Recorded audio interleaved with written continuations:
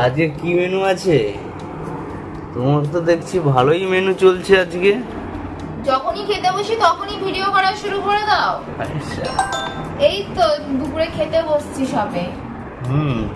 দেখতেই তো বাচ্চাকে নিয়ে বসছি। কি আছে?